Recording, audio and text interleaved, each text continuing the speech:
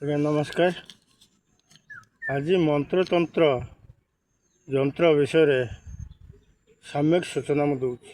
ଏହା ପରେ ସମ୍ପୂର୍ଣ୍ଣ ଭିଡ଼ିଓ ମୁଁ ଛାଡ଼ୁଛି। ମନ୍ତ୍ର ଯନ୍ତ୍ର ତନ୍ତ୍ର ତିନି ଭାଗରେ ବିଭକ୍ତ। ପ୍ରତ୍ୟେକ ଫେରେ ଚାରି ଭାଗରେ ବିଭକ୍ତ। ଚାରି ଭାଗ କ'ଣ? ବଶୀକରଣ, ଆକର୍ଷଣ, ବିଦେଷଣ ଓ ଉଚ୍ଚାଟନ। ପ୍ରତ୍ୟେକ ଚାରି ଚାରି ଭାଗର ବିଭକ୍ତ। ସବୁ ତାର ଚାରି ରକମ କାର୍ଯ୍ୟ କରିହେବ। ତେଣୁ ଆପଣମାନେ ସମ୍ପୂର୍ଣ୍ଣ ଭାବରେ ବୁଝନ୍ତୁ, ତାପରେ କାମ କରିବେ। ତାପରେ ହେଲା କ'ଣ? କେଉଁ ମନ୍ତ୍ର କେମିତି ସିଦ୍ଧି କରିବେ ଏବଂ କେଉଁ ଆଡ଼କୁ ମୁହଁ ଦେଇକି ଜପ କଲେ ସିଦ୍ଧି ହେବ।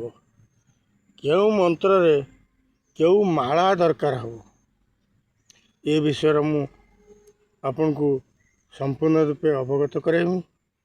ତେଣୁ ଆପଣମାନେ ସେହି ହିସାବରେ ଘରେ ବସି ଆରାମସେ ଶିଖିପାରିବେ। ମନ୍ତ୍ର କ'ଣ? ଝଡ଼ା ଫୁଙ୍କା ଏଇଗୁଡ଼ା ସେସବୁ ହେଉଛି ମନ୍ତ୍ର। ତାପରେ ହେଲା ଯନ୍ତ୍ର। ଯନ୍ତ୍ର କ'ଣ? ଭୋଜପତ୍ର, ତାଳପତ୍ର, ବିଭିନ୍ନ ଡାଳର ଲେଖିକି ତାକୁ ପୂଜା କରିକି ତାବିଜ କରିକି ହାତରେ ବାନ୍ଧନ୍ତି, ସେ ହେଲା ଯନ୍ତ୍ର। ତାପରେ ହେଲା କ'ଣ? ତନ୍ତ୍ର। ତନ୍ତ୍ର କ'ଣ? ନା ତନ୍ତ୍ର ହେଉଛି ଆପଣଙ୍କର ବିଭିନ୍ନ ଗଛ,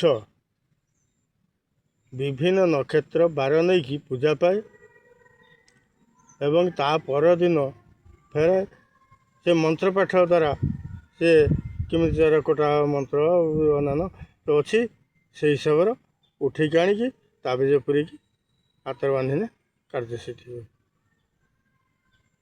ତେଣୁ ମନ୍ତ୍ର ଯନ୍ତ୍ର ତନ୍ତ୍ର ଛାଡ଼ିବା ଆଗରୁ ଆପଣମାନେ କ୍ଲିଅର୍ ଆଗେ ସେ ବିଷୟରେ ବୁଝି ନିଅନ୍ତୁ। ତାପରେ ସିଦ୍ଧି ମନ୍ତ୍ର ଛାଡ଼ିବି। ଆଉ ସହଜିତ ହେଉଛି ଆପଣ ଶିଖିବା ପାଇଁ ତନ୍ତ୍ର। କେଉଁଟା? ଚେରମୂଳିକା, ଏଇ ଯେଉଁ ଚେର କେଉଁ ନକ୍ଷତ୍ରର ପୂଜା କରିକି ଆଣିକି କ'ଣ କଲେ କେଉଁ କାର୍ଯ୍ୟ ହୁଏ। ମୁଁ ପ୍ରଥମ